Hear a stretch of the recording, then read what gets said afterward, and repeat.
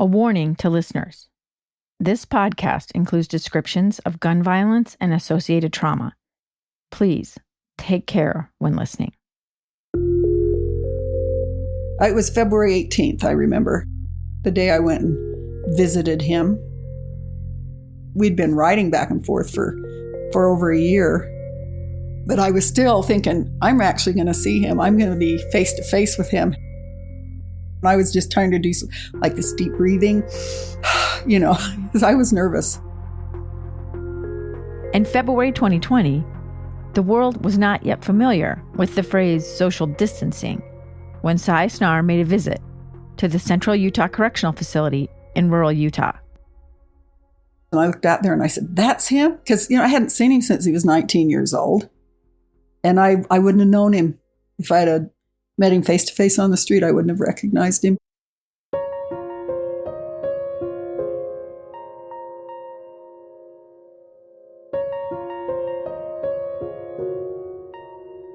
When George Benvenuto sat down to write a letter to the family of the boy he'd shot to death as a teenager, he had no idea the chain of events that would follow. When he penned his apology, alone in a prison cell, he couldn't even imagine that it would lead to him hugging the mother of that young man. Nor did he have any inkling about the many ways the letter would reverberate through his own life and the lives of his family.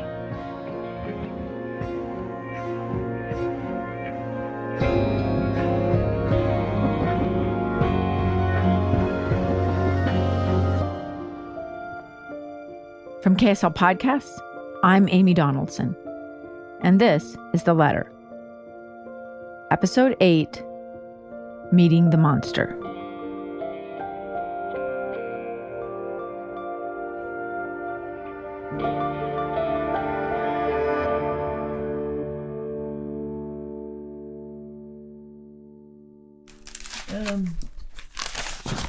First letter here. These are all letters from George. Sy sits on her sofa in a sea of letters, rifling through the pile in a panic. Here's that first letter. She cannot find the one she cherishes most. The original letter from George. It's that letter that started it all. When we got that first letter, I said, I'm going to write him back. Sy was driving in the car with her close friend, Drew Weglin Clark, when she felt compelled to put her thoughts on paper. And she said, okay, here goes. I'm going to write a letter to George. With her hands on the wheel, Sy dictated the words she wanted to send to George, while Drew transcribed them from the passenger seat. I was on a scratch piece of paper, hurriedly writing it because it just came flowing out. How did you feel listening to her response? What did you think of her response? I was astounded, amazed, the forgiveness, the love. Sy says it didn't take many words to convey what she really wanted George to know.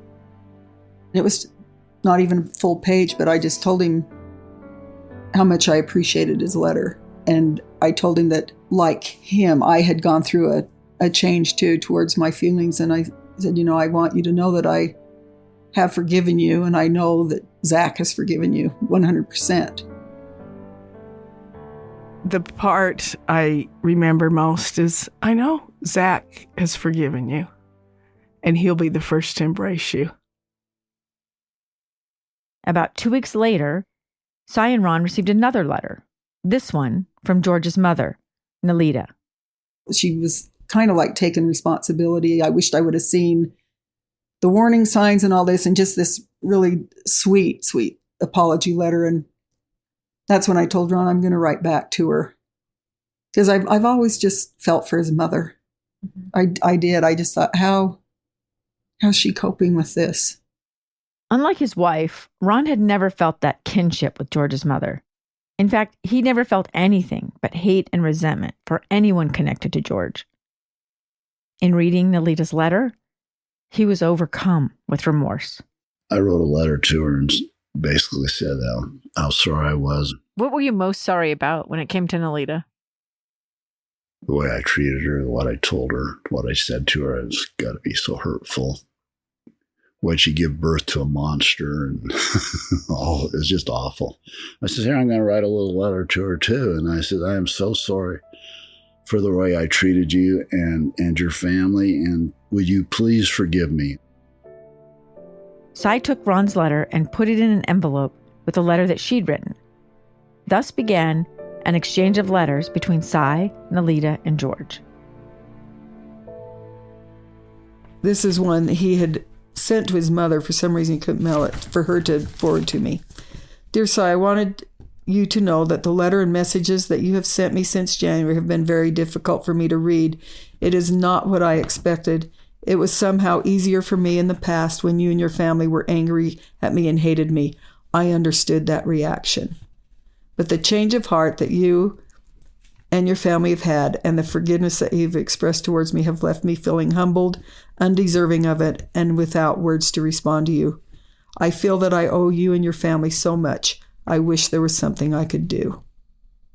I thought that was really sweet, too. That's his attitude. It's like I think he felt very undeserving of the forgiveness. And he's been very humbled by it. The correspondence continued, and line by line, they learned about each other's lives.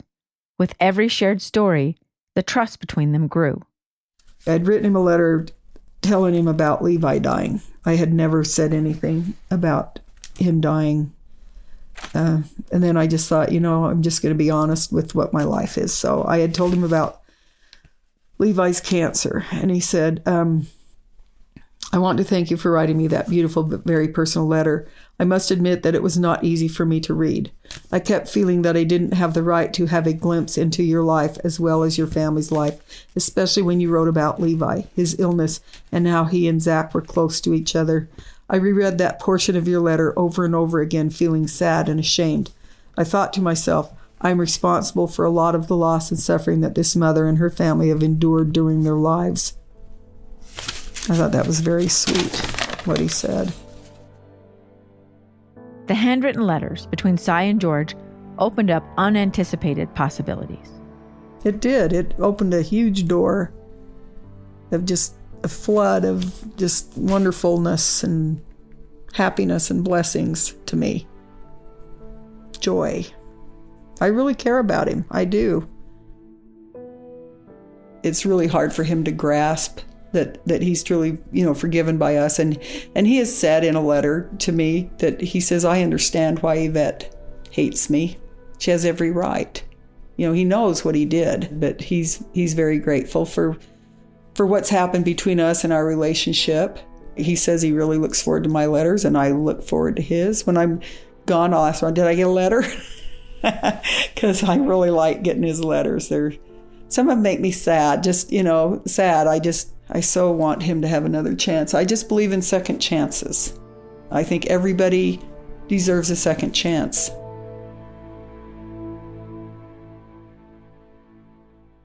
The exchanges began to create a ripple effect, and one of those ripples found me. Early in 2019, I learned about the letter from a friend of mine. His aunt, as it turned out, is Leanne Bell, whom you met in episode 7. She's the woman who took Nelita to church just a few days after the shooting, and then 20 years later, delivered the letter from George to Cy Snarr. Cy and Leanne agreed to meet me for lunch, and over sandwiches, they told me about the letter and its already widening impact. We talked about the possibility of sharing the story with the world. In May of 2019, just a few months after receiving George's apology letter, Cy sat down for an interview with me.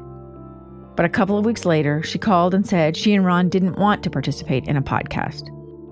They worried that subjecting this unique relationship to scrutiny from strangers might contaminate it. They worried about causing issues for George and compromising the peace and joy they'd found in this new relationship. Throughout the first year of reporting the story, I wasn't sure there'd even be a story to tell. Still, I felt compelled to reach out to George's former attorneys. So a few months after that lunch date, I called Mark Moffett, one of the defense attorneys who first represented George back in 1996. When I told him about the letter George had written, it was almost as if he couldn't comprehend what I was telling him. I was really surprised. I couldn't believe it. I just never thought George would ever get to a place like that. Mark thought about how closed off George had been when he represented him all those years ago. And then when Cy tried to meet with George, he declined. Given all that had happened, Mark never expected George would write a letter of apology. So when he finally did it, and did it on his own, it's not like, nobody's telling him to do this. I was really surprised. And then what was maybe more surprising to me was Cy's reaction to it, and Ron's reaction, and the family's reaction to the letter. Why was that surprising? Because my whole experience with the Snar family was that they were very, very angry and unforgiving of what George had done to their son. They hated him for it. They hated me and James and the defense team for what we did. A few weeks after I talked with Mark, he called and asked if I thought Cy might be willing to help him in a decades-long fight to abolish the death penalty in Utah. I gave him her number. I reached out to Cy and, wanted to see if she would be interested. How did she feel about the death penalty, and what were her thoughts about maybe becoming involved in as part of some effort to maybe abolish the death penalty? Cy said she was interested. So they set up a meeting a few days later to talk about it in person. On a snowy day in December 2019, Mark and his colleague Marina Lowe from the American Civil Liberties Union stepped onto the Snar porch and rang the bell. The meeting was in their living room. There's pictures of Zach and their other family members there. Mark came to the Snars' home thinking he might convince them to help abolish the death penalty in Utah. But the meeting took a turn he did not expect. I'm hearing from Cy and I'm hearing from Ron about how this letter that George Benvenuto wrote to them changed their lives. And it changed their perspective of him. It changed how they felt about what had happened, about the death penalty. It would take some time for them to find out where this conversation would lead, but it was the first step on a path none of them could have ever anticipated. As they said their goodbyes, Ron had another apology he felt he needed to deliver. He wrapped Mark in a hug. I said, Mark, you did a hell of a job. You did a great job. I'm so sorry the way I treated you, what I said to you, and whatever else. I'm truly, truly sorry, and please forgive me. And he gave me a big hug. He said, I never thought I'd see this day, Ron Snar. Something momentous had occurred in that house, and Mark wasn't quite sure what it all meant. To be part of that, it was emotional for me. I mean, it kind of took a lot out of me. I'm walking out with Ron and we're talking, and then he gives me a hug, and I was just blown away. I couldn't go back to work. And I just remember going up to my house. It was cold outside. It was snowy. I went on a snowshoe walk with my dogs just because that was about all I could do at the time. It's one of the most profound experiences that I've had as a lawyer. It's emotional for me.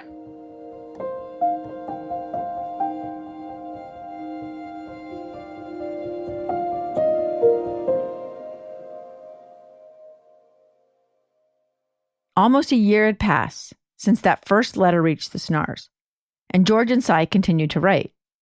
Their friendship still felt fragile, but her affection for him was something she was now willing to share in certain circumstances.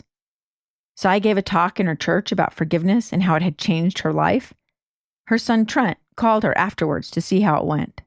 I said it was hard. I guess it went all right. And I told him that my friend had recorded. He said, well, I'd like to hear it. And I said, okay, but you're going to be surprised at a couple of things I say in it, you know? And he said, that's all right. So I emailed it to him, and He said, Mom, I'm really proud of you. He said, I'm really proud of you, and I'm so happy for you and Dad.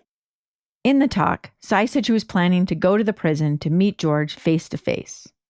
And I had also in my talk said how I'd always sign my letters sincerely, Cy, sincerely. And then one day I just thought, I'm just going to do it. So I signed it, Love, Cy. And the next one from him said sincerely.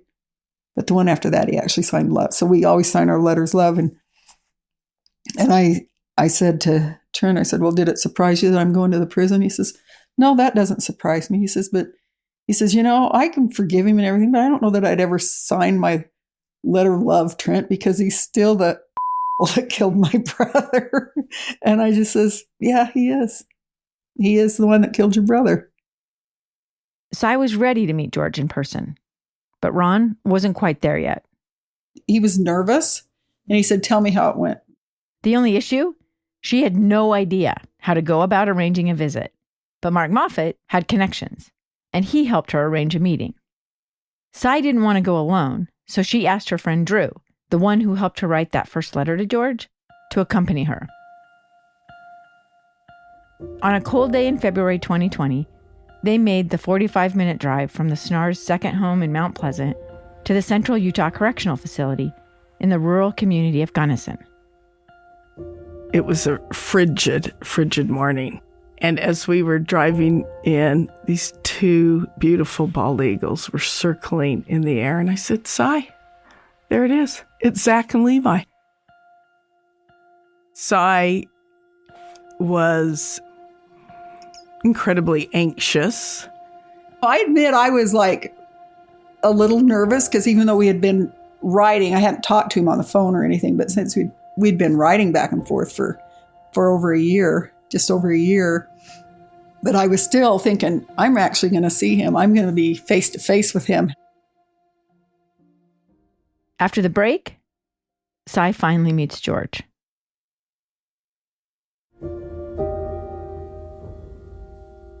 At the prison, Cy and Drew were greeted by Doug Fossen, the Victim Services Coordinator for the Utah Department of Corrections. Doug Fossen said, now, I know George very well, and he's very quiet, reserved, somewhat reticent. So if it's 15 minutes to 30 minutes, that will be fine. We have the room reserved for 2 hours, but I highly doubt you will need that 2 hours. He led them to a room with large windows along all of the walls. There were a few tables in the visiting room, and they sat at a small circular table in the middle. And he asked Cy, where do you want to sit? And she said, I'd like to sit across from George. Cy took deep, slow breaths to calm her nerves. And Doug Fossen says, here he comes. And I looked out there and I said, that's him? Because, I hadn't seen him since he was 19 years old. And I wouldn't have known him. If I had met him face to face on the street, I wouldn't have recognized him. The door opened and the guard brought in, a 40-year-old, middle-aged, clean-shaven man with the whitest whites, very white, clean clothing. And Cy just exclaimed, I can't believe that's him. That's George. I can't believe it. And as he came through the door, Cy walked up and embraced him, and he embraced her. And I was standing behind Cy, and he said, I'm so sorry. I took him from you. And Cy said, I know you are.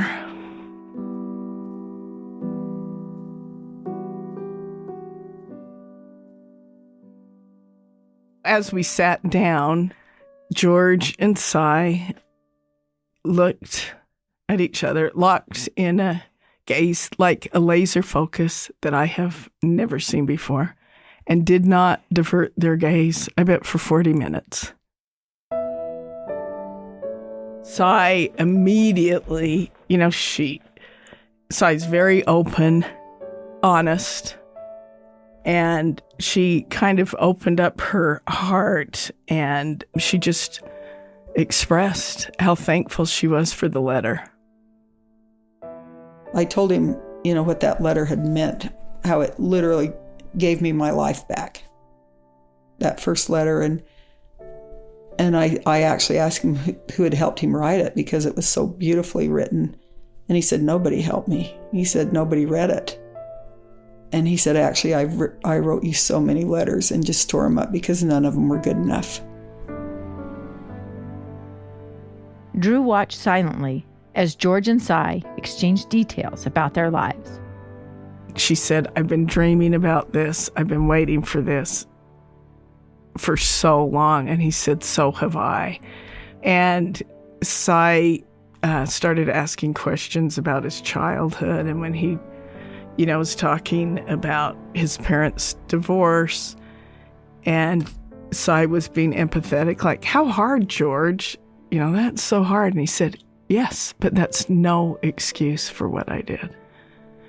I do not blame anyone but myself. And that's healing for the Snars. He takes full responsibility. As Drew watched the conversation unfold, she noticed a physical change had come over her friend. She was radiant. The bluest eyes. I'd been with her all morning. All of a sudden, her blouse took on this radiance. She was glowing as she expressed her beyond forgiveness, the redemption for George.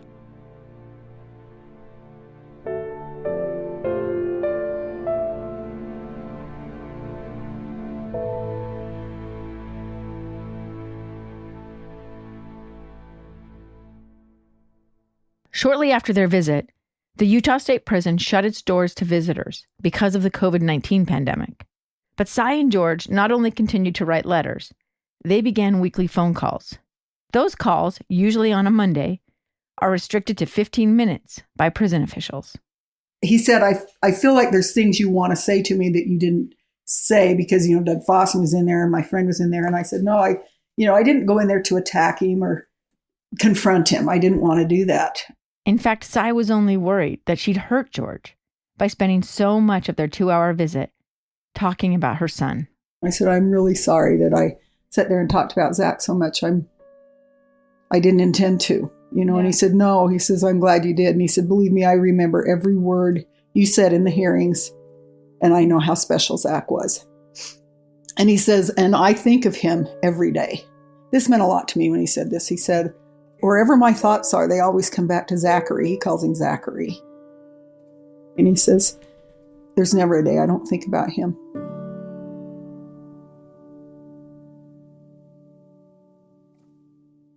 The meeting between Cy and George brought them closer than ever, and eventually, that affection extended to his whole family. By the spring of 2020, the COVID-19 pandemic was closing everything from businesses to schools. But George's mother, Nelita, who left Utah years ago, was determined to see the Snars in person. And I told her, I said, because I'd been emailing her, and I said, I know I'm going to want to hug you, but I won't if you don't want me to. I'm leaving it up to you, because she's been very, very careful with the pandemic, not even seeing her family or anything. And she wrote me back and she says, I'm very cautious, and I don't even hug my immediate family, but you, dear Cy, I'm going to hug. It was the sweetest thing. Nelita flew out for just one day to see the Snars. She came with George's older brother, Pablo, and his wife, and some of their children. As I said in episode 7, George asked us not to contact his family for the podcast. We've respected that request. Her son was carrying a big bouquet of flowers that she had bought me. And anyway, I just went and just wrapped my arms around her, and we just hugged, and she just said, I'm so sorry. I'm so sorry. I'm so sorry. It was really emotional. But no, that was a wonderful day. And we laughed, we cried. I mean, with her son and his family, cutest family ever. Oh my gosh, I just love them all. That night, the Snars served dinner around a long wooden table in their living room. On the wall behind it is a portrait of Zach holding his guitar and gazing off into the distance. Now, when Ron looks at that table, he thinks of that visit. We're all sitting around that table, and I said, I'm so sorry for the way I treated you. And she said, there's no need to apologize. I said, yeah, I said, there is. I said, I am so sorry. And I gave her a hug. And so anyway, I look at that table and I think of the family around there. And it was a good day in my life that I could hug his mother and apologize to her personally. And it's the first time I've actually seen her and been nice to her. So that's what was really healing for me. And anything they need, I told them anything they need and I can do for them, it's going to get done. Just know all you got to do is ask. I hated to see him leave. Just the feeling they brought into the house, our home here. I'm like, please don't ever leave. I love this feeling. It was wonderful. It's just been the biggest blessing ever. Then Cy says something that shocks me. I think they have suffered in ways more than we have. She says they lost a son too. The difference is their loss was saturated in shame and guilt. They carried the guilt of what he did. They were harassed for what he did. People weren't real nice to him for what he did. They left Utah. His mother's landlord made her move out because she was his mother, which I think is terrible. She was devastated by what he did. And yet she's his mother. Of course, she's going to support him and love him. You do. You don't ever just... A real mother, I think, never gives up on their kids. And she loves him, and she's a wonderful woman. Yeah, she's an angel on earth. She really is. And what she's gone through has been horrific. Cy and Ron realized they were not the only ones who needed healing. And what started with one letter of apology continues to reverberate. When all this happened, his brother sent us an email and said that he just feels like a huge weight. This dark cloud's been lifted, because they've carried it for all these years of what he did. And we don't want them to suffer anymore. We love them. I mean, we literally love this family. They're our family now.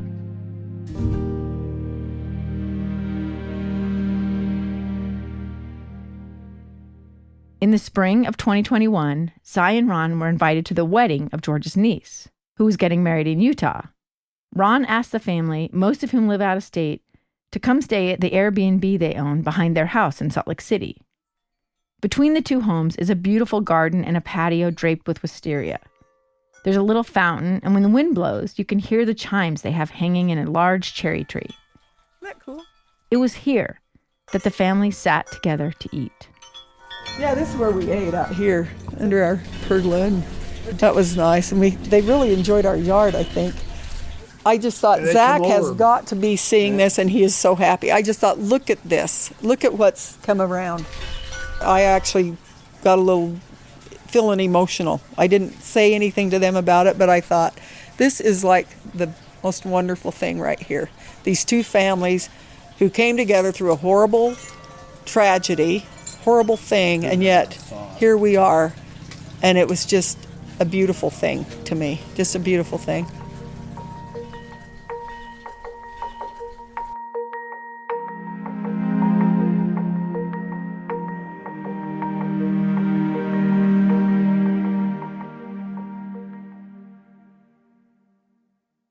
And this is where the story could have ended, with an unlikely friendship forged through pain and loss and forgiveness.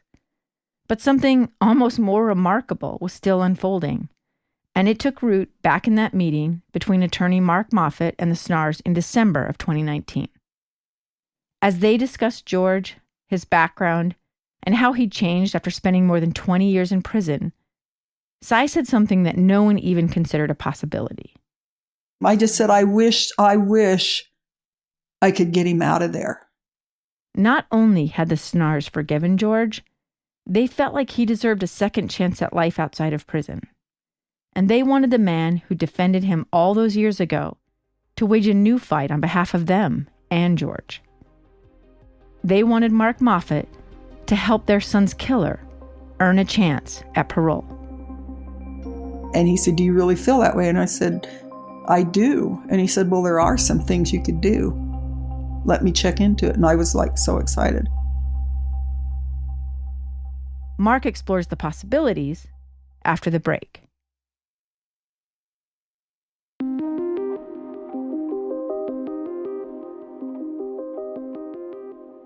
In the months after his meeting with the Snars, Mark began researching if there was any way to modify George's sentence of life without the possibility of parole. In Utah, only the Board of Pardons and Parole has that power. Asking the board to commute a sentence, which means to reduce or change the original penalty, is extremely rare. And Mark didn't know of any other case in Utah, or even around the country, where the commutation of a sentence was requested by the victim's family. There wasn't really a template for what he'd been asked to do. You could search the archives to try to find something like this. I don't think there's a situation like this that's ever existed. Mark reached out to George and told him that the Snars wanted to seek a commutation hearing on his behalf. George was overwhelmed and a little reluctant, but ultimately cooperative. But if Mark was going to make the case that George deserved having his sentence commuted, he had to understand more about his past and what led him to commit such a horrific crime at 19. When Mark was first assigned to George's case in 1996, he had a feeling that there was a lot of missing information about George that was critical in deciding what kind of punishment he deserved. Now, he and some of his colleagues were going to get a second chance. They spent hours interviewing George and his family, as well as the Snars, about their relationship with George. Then they had the Herculean task of putting it all into words. How do you convey the idea that they forgive and love the man who killed their son? How do you say that in a way that expresses it in the way that they feel it? It's really hard. It's really hard.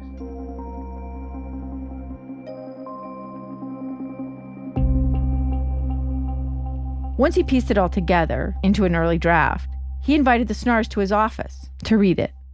It was August 27th, the day before the 25th anniversary of their son's murder. All right, let me kind of explain to you what I got here. So this is a draft. Mark recorded part of the meeting on his phone at my request.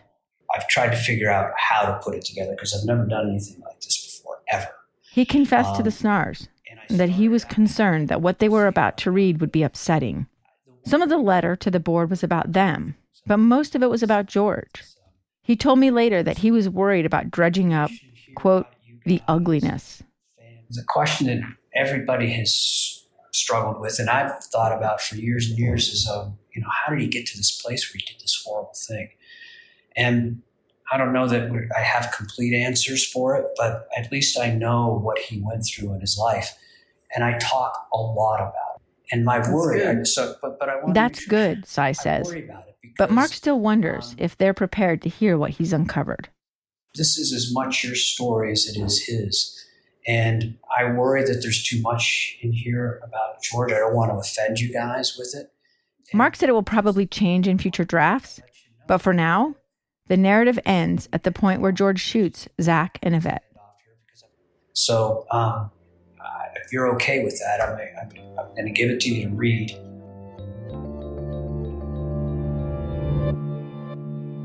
Mark told me that he turned off the recorder shortly after this because it was intensely personal and emotional for the Snars to read the details of George's life and what led to the murder of their son. Producer Andreas Martin made a separate visit to Mark's office to find out what he learned about George.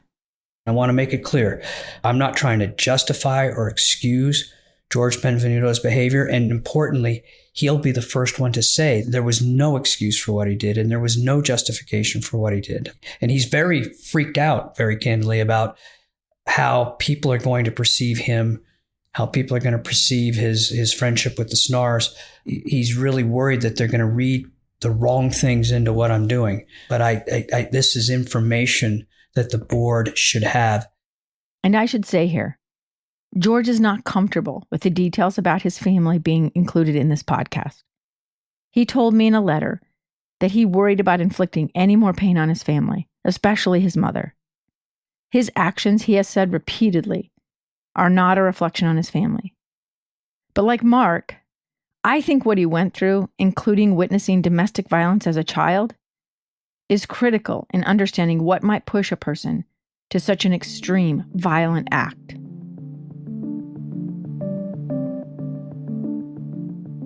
George was raised in Montevideo, Uruguay. George was born into a society that was ruled by a military dictatorship. People were afraid to go outside. Friends of the family had disappeared with no trace. Children were warned not to go outside alone for fear that they might disappear or be taken away. George's father was a severe alcoholic. He was a musician who partied a lot, would come home drunk and would beat his wife in front of the children. The family walked around on eggshells. George was left alone for significant periods of time. His mother was in a place where nurturing her children was a near impossible task because of the violence that she was experiencing in the home. In the mid-'80s, Nalita left her husband and moved with George to live with family in New York City. He was just 8 years old, and she had to leave her older children in Uruguay for a few years. And while he was in the United States, he was left alone for hours and hours and hours during the day because his mother had to work. He came to the United States not speaking any English whatsoever. He was bullied a great deal at a number of different schools. His mother moved from place to place to place. Mark thinks it may have been 12 times they moved. At first they stayed with family, but eventually they lived on their own. George actually went to a private Catholic school for a period of time, and the bullying was somewhat better there, although it was still present. They didn't have the financial means to remain in the Catholic school, and he was going to be forced to go to a public school. They went to that school, and it looked incredibly rough. He didn't want to go to that school. I believe that he never finished high school. Nalita hoped the move to Utah would provide the kind of support system they lacked in New York. But her hope for a better life never materialized for her youngest son. George's life continued to spiral downward, and he felt more and more isolated. There were a series of break-ins where people had come in and burglarized his apartment, stolen anything of value that he had. Those events had a significant impact on George. And I think throughout all of this, from the time that he was incredibly young, he struggled with depression. He struggled with feelings of lack of self-worth. He felt as if he was a person without a place in the world, that his nationality had been taken away from him, his identity had been taken away from him. He didn't ever feel like he belonged. He was very much a loner. He didn't have friends and was actively entertaining suicide for a significant amount of time prior to the events in question in his case.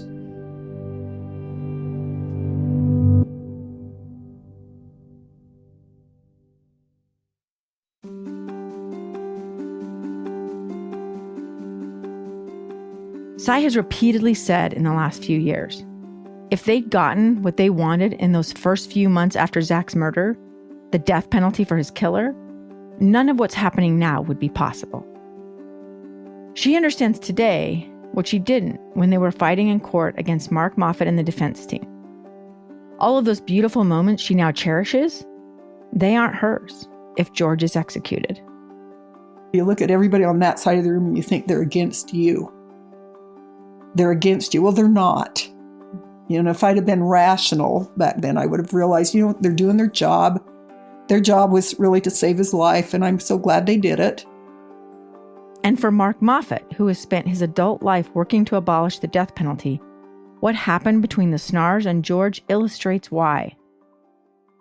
People can change, and forgiveness for even the most horrible of acts is possible. I mean, real forgiveness. I mean, maybe everybody's cynical, and maybe nobody thinks that it's possible, but it is.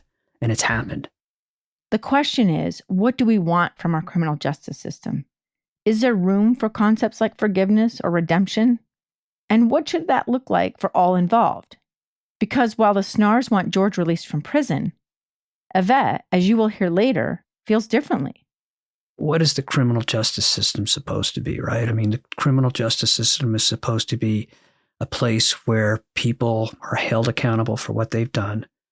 But it's also ideally a place where people can redeem themselves. It's a place where people can mature. It's a place where people can change in a positive way so that they don't affect society again in a negative way. And none of that would have been possible had George been given the death penalty. And now that it has happened, it shows that it can happen. And if it can happen, then why are we executing people? Why do we want to remove the possibility of something like this happening?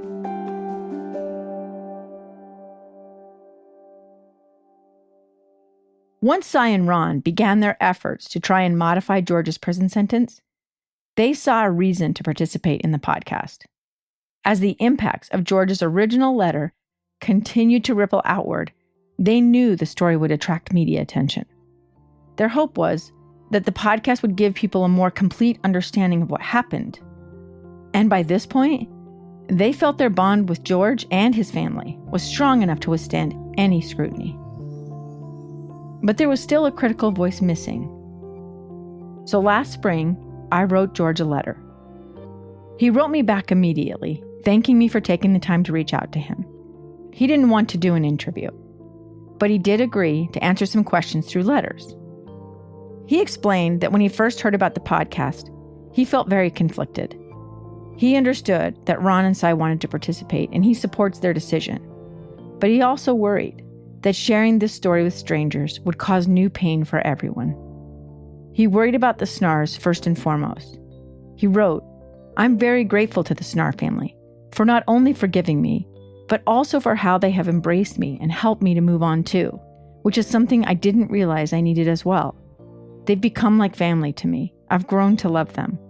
So it bothers me that they are being asked to relive painful memories, this nightmare that I caused them and what it may do to them." George also expressed concern for his own family. Quote, "They received their fair share of negative attention, harassment, and hate mail. This has always bothered me as they bear no responsibility for what I did.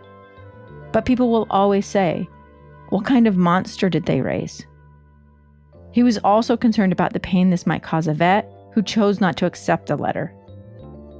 And lastly, he was concerned that the podcast would bring him attention, something that's extremely problematic in prison. "Nothing good ever happens to inmates who are shown on TV," he wrote. "Anonymity is the best way to serve time." George said he spent 17 years in maximum security. While his family and friends went to school, got married, started families, he sat alone in a prison cell day after day. George said there wasn't one thing that caused him to write the letter to the Snarrs. Instead, he felt like he should do it for many years. "I felt like I owed them at least an apology for what I had done," he said. "But I thought that I didn't have the words to do so, that I couldn't articulate it the way I wanted to." George told me that he worried that his inability to express himself would make an apology seem insincere. Other people advised him against it. They said it would cause more harm than good, that he'd already hurt them enough, and that he should just leave them alone. And he agreed with all of that. But he also couldn't shake the feeling that he should reach out. While he was in maximum security, he said he struggled, as many people do, with how isolation creates an even darker and more resentful mental state. Quote, "It hindered me from getting to the point in which I could contact them. Maybe that's one of the reasons it took me so long. I always found a reason to put it off for another day." He was still struggling with his own mental health issues. "I've spent so much of my life caught up in my own unresolved issues that I couldn't see anything or anyone else in what they were going through," he wrote. He said he thought about Yvette and Zach every day. He regretted not getting help. he regretted not recognizing that he needed help. He spent a few years trying to write apology letters, but he always ended up throwing them away. They were never good enough, he wrote to me. What does one say to those one has hurt so much? But I kept feeling that it was something I had to do. So he kept writing them until he wrote the letter he ended up sending to his mom. She held it until Leanne was able to make contact with the Snars. While he waited, he thought about what might happen. At worst, he said, they'd reject it. The best case scenario he imagined, the Snar family would say, okay, you've said your piece. Now never contact us again. His first surprise came when Cy wrote back. To my amazement, Cy continued to write me. So I continued to write her. He was disappointed when he learned that Yvette didn't want a letter from him, but he understood. George wrote that as he exchanged letters with the Snars, he began to feel healing in ways he hadn't known he was hurting. Quote, I carried around a lot of guilt over what I had done, and communicating with them helped me too. It is difficult to describe on paper everything that has happened over the last 2 years, how one thing has led to the next in such an unexpected way. The Snars are truly amazing people. In another letter to me, he said, I'm not the first inmate to have written to his victims with an apology. What has been amazing in this case is the response by the Snar family, which I am still humbled by.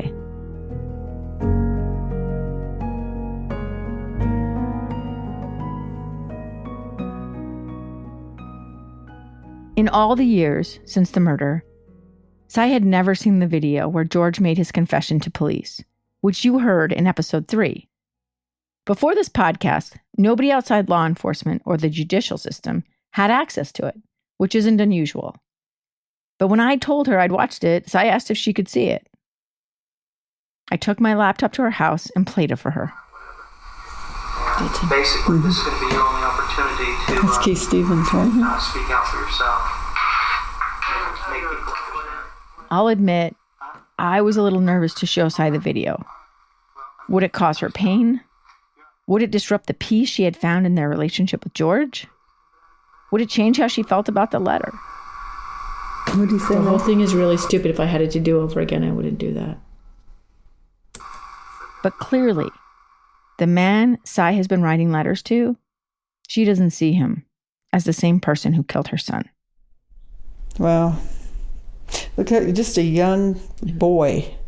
Now I just think he's too young to have that severe a sentence. He is a different person. I just think the whole thing is just so tragic. It's sad for Zach, for Yvette, for all of us, for Yvette's family, but it's sad for him, it's sad for his family. It just changed so many lives, put so many lives in a different direction, you know, and it's just something that never should have happened. It was just so senseless. I would love to just give him some kind of hope, you know. Yeah. I don't know that they'll ever let him out. I don't know that they ever would, but I would go to bat for him. Because commutation requests are so rarely granted, no one knows if George even has a chance to earn parole from prison. But as Mark and his colleagues research how to make that request, Cy grows more nervous about the role she will have to play if the Board of Pardons grants George a hearing. I just hope I can convey what's in my heart. That's what I'm nervous about, that I won't be able to make him understand, because it's so important to me, and I just want this so bad. And I literally pray that I will be able to know what to say that's going to help him. Ron says it's taken him a while to get to the same place as his wife, but he's fully on board now. I second everything my wife has said. I'd love to see him walk out of the Gunnison prison, and I'd take him to see his mother. But Cy and Ron have worried a lot about what other people will think about their efforts to have George's sentence commuted. They worried about telling their friends and family, and they worried about the impact it would have on Yvette. I've been very concerned how it would affect her. I did write her a letter because she, I tried calling her, she didn't call me back. So I wrote her a letter and told her what we're doing with this and why. And I just said, I'm not going to try to contact you anymore, but my door is always open. Our door is always open because our whole family loves her. We just love her. But she hasn't chosen to do that. I'd like to explain to her why we're doing it, but it's up to her. It's out of our hands. But we're doing what we know is right, and we're doing what we know Zach wants us to do, and we're doing what we want to do. We want this. We want it really bad.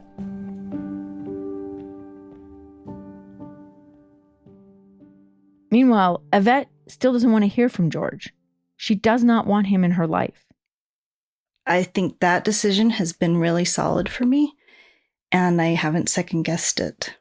And when she got a letter from Cy with an update, she asked her husband to read it. She sent a letter that Dave read, and then he gave me a little summary of it. Without knowing all the details, Yvette understands that the Snars want to help George get out of prison. If there's an opportunity for me to oppose it, I will. Has it caused you any anxiety, or do you feel badly about it or fear about it? It's terrifying to me. I've never in my whole life ever thought that he would be released. That's always been a really lovely comfort.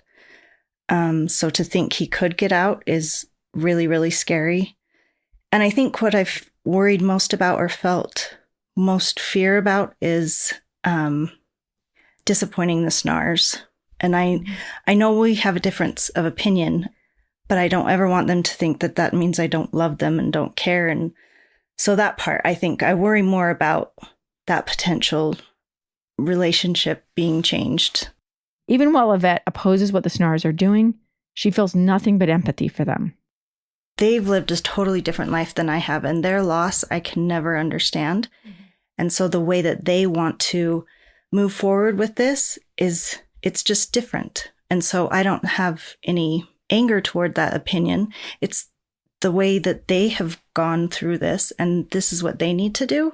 So I fully support that. Like, absolutely, they should do that. And I think they would feel the same about if I oppose it, then absolutely I should oppose it. We haven't had a face-to-face to really, I guess, hash it out or anything. But just knowing them for all the years that I have since I was, 7th or 8th grade, they're just such great people that it's okay to have difference of opinions, and we'll always respect and love one another. And it's kind of like, it's family. Yvette says she's been living in relative peace since she's recovered from the federal courthouse shooting in 2014. She just hopes she can maintain it. Luckily, I haven't been afraid since I got through kind of the shooting stuff. I haven't had any major scary things, but I know it would come back really easily. That's something that seems to sneak up pretty quickly, and the fear can be pretty intense. I definitely think even if he does get released, I will still have the peace and closure that I have now. I think it will be an extra level of fear for a while, and then hopefully I work through that. Yvette said her healing is not tied to what happens to George, and she wants to keep it that way. He's never been a part of my life or my peace or my anything. It's been really lucky for me that I really don't think about him. He has no influence or anything in my life. So yeah, to have been able to cut him out of all of my healing and all of my moving forward, I think is helping a lot for this part. Saturday, August 28th, 2021, was the 25th anniversary of Zach's death. And it is also the anniversary of the day Yvette was nearly killed, the day that she was put on a path she didn't choose. I wondered what Cy and Ron would do and how they would spend the day. I wondered how the anniversary of the shooting impacted Yvette. I reached out to both of them. Yvette told me that the anniversary is different for her every year. She admitted that it's hard on her husband Dave because sometimes she's a mess and sometimes she's fine. In 2021, she was a mess. The couple planned to leave town for the weekend of the anniversary, hoping that being far from Utah would ease the pain. But Dave's family decided to spread his stepmom's ashes on their property in Heber City, a small town on the backside of the Wasatch Mountains, that Saturday, the 28th. I'm having a much harder time than last year, she told me in an email. I'm sad I didn't get to choose how to spend the day, but I also love my family, and we do all the things for our family, right? That Thursday after the anniversary, the Snars invited me to their house to talk to them about how they'd gotten through the weekend. Is he outside? But also to meet a new family member. Oh my gosh, you're so He is. Why is he? He's the draw of the neighborhood. Oh, he's like a Otto Snar, a Bernese mountain dog, does not want to leave the shade of the wisteria in the back. Isn't he a doll? I love that dog. He's so amazing. He's the cutest. He's just 10 weeks. Look how big he is. Actually, we got him a week ago Tuesday. He's already gained 4 pounds. He's gonna look at the size of his paws. I know. He's gonna be huge. Come here. Oh, you my boy. Oh, yes. I love this dog. So it looks like you're not regretting getting a puppy. Are you kidding? We needed him. He is a stinker. Sai's laid up on the couch because of back problems. So I sit down next to her while Ron entertains the puppy with a toy that spins like a top. So I wanted to ask you what you guys end up doing Saturday. Well, we were supposed to go to the cemetery. I couldn't even move, so Ron went to the cemetery. Mm-hmm. I did not. His mother emailed me, which was sweet, and I emailed her. It's a hard day for both of us. George's mom? Yeah. Yeah. For both families, it's a really tough day. Mm-hmm. It's you relive it. 25 years now. Yeah. Quarter of a century. Unbelievable. What did the email say? Just how she was a text actually. She said, "Dear Sai, I know how you and Ron must be feeling today. I'm fasting and praying for both of you." Sai says she first wrote to Nalita on the anniversary 3 years ago. So I emailed her on August 28th, and I said, I know this has to be a hard day for you too. I'd thought of her every August 28th, how hard it must be for her too. And she wrote me back and said, "I have been crying all day today." And she does, just like I do. Yeah. Mm-hmm. We both lost sons that day in a weird sort of way, Yeah. So it's a tough day for them. It's a tough day for us. Did it feel different because of the relationship you have with the Benvenutos now? Yeah, even holidays now. I mean, holidays used to be so hard, but it's not as painful as it used to be. I don't know, there's just been so much healing take place, and there's so much love instead of hatred and anger, and I have felt a huge difference. I'm just so grateful for what's happened between our two families. It just means everything. It's made it better. It's just made it easier. And then suddenly, as we're talking, Sai's phone rings. Like how much different it was for you. Hey, it's George. Sai was so excited about the unexpected call, she didn't mention I was there. Hello, this is a free call from Benvenuto. My recorder was next to Sai on the couch, and it captured their phone call. I didn't plan to use it, but after listening to it, I felt it showed their relationship in a way that is difficult to capture in words. This call is from a correction facility and is subject to monitoring and recording. Later, Sai explained the situation to George, and they consented to us using the recording. George! Sai, how are you? Oh, I'm okay. It's so good to hear from you. I haven't heard from you for a while. I've been worried about you. I know. I wanted to call this weekend, and then all this stuff hit. I wrote you. I tried to get that letter out fast. I got it. I got the letter. Oh, you did get it? Yeah, I got it. What's today? Thursday. I got it yesterday. Oh, good. Yeah, I was so happy to get it. Good. Is this a good time? Yes, it's a good time. They talked for a while about Sai's health. You sound a little bit better than the last time we spoke. Well, yeah. George asks about Ron's health, and Cy gives him an update. They talk about how Ron has to pick up the slack around the house, including caring for the new puppy. But he's so cute and he's so sweet. We just love him so much. Mm-hmm. That's good. I'm glad you at least got that. Oh, I am too. It's actually helped having him here for me because I'm... Cy asks about his job at the prison. They catch up on the latest news from Mark Moffat and the letter he's working on to the Board of Pardons. Cy says she's read a draft, and George tells her it's now 24 pages long. Well, I'm glad you called. Your mom told me there's been a lot of stuff happening and you're in lockdown a lot. And yeah. Oh, I hate to think of you in lockdown, I'll tell you that. That's hard. Have you been able to talk to my mom? Is she communicating back with you? Oh, yeah. Yeah, I talked to her on Tuesday. Ron and I both talked to her Tuesday. I think the week before I did not talk to her. I was having just... You have 1 minute remaining. There goes my fast 15 minutes. Yep. That's fast. And this is where we leave you. The same way we began. A phone call between a mother and the man who killed her son. And a letter in the mail. Okay. Well, it's about to end. It was really nice talking to you. Well, it was good. I'm so glad you called. I'll get a letter off to you this week. For sure. Okay. I'll be looking for it. All right. Well, you take care of yourself, George. You take care and you get better, okay? I will. Sure love you. We'll see you. Okay, love you. Take care, bye. Bye.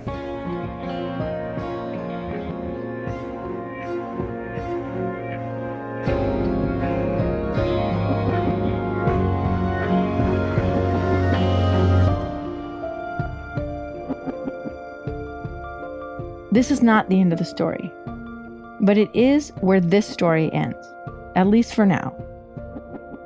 Attorney Mark Moffat is still planning to file a commutation request with the Utah Board of Pardons and Parole, because the Snars believe George deserves at least a chance at parole, and we will bring you any developments about that. But the law surrounding this is complicated, and that could take time to develop. But that's really what we want to leave you with. No story about the human experience is static. The stories change and evolve because the people change and evolve. And the people in this story are proof that we can heal from even the deepest wounds. We grieve because we love. So our grief doesn't really end, but it changes us. And sometimes in that transformation, we can find surprising gifts, or what some might call miracles.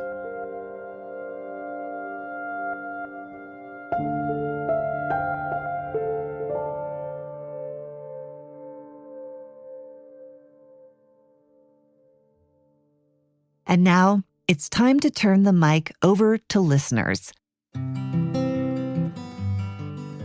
I'm producer Andrea Smartin, and for the last bonus episode of the season, we're sharing some of the voicemails and messages we've received about how this podcast has impacted some of you.